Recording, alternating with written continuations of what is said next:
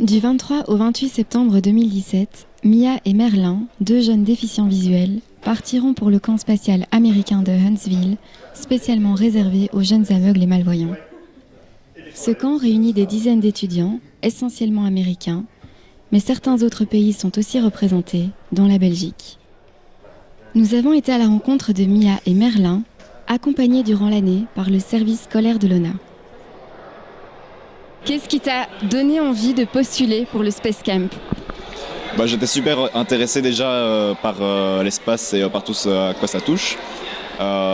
Et ensuite, l'année passée, j'avais déjà eu l'opportunité de postuler, mais je ne l'ai pas fait. Et j'ai beaucoup regretté de ne pas l'avoir fait.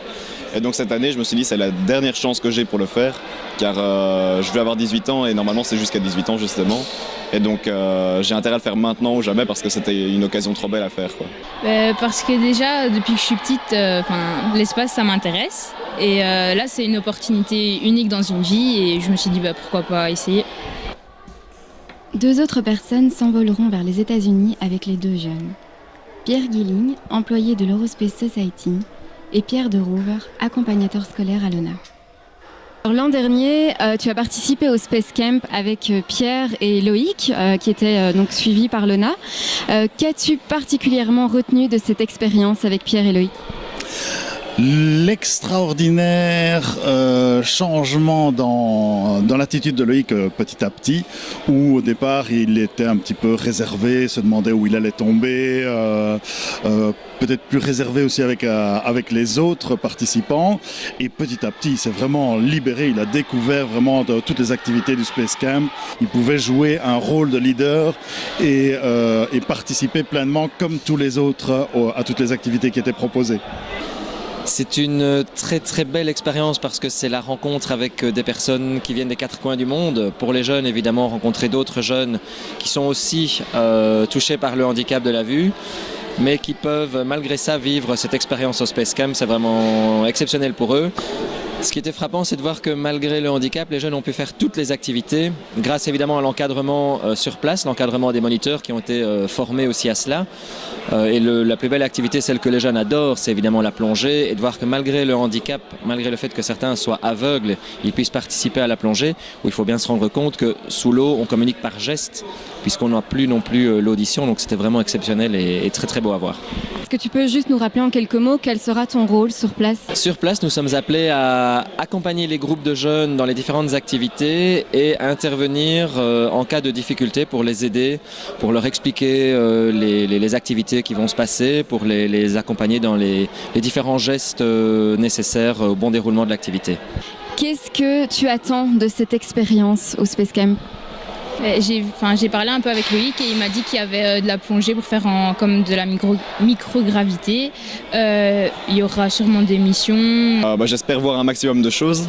Et donc je sais que c'est un endroit aussi assez unique à visiter au niveau des navettes ou des fusées. J'aimerais bien pouvoir en voir en vrai, ça m'intéresserait vraiment beaucoup.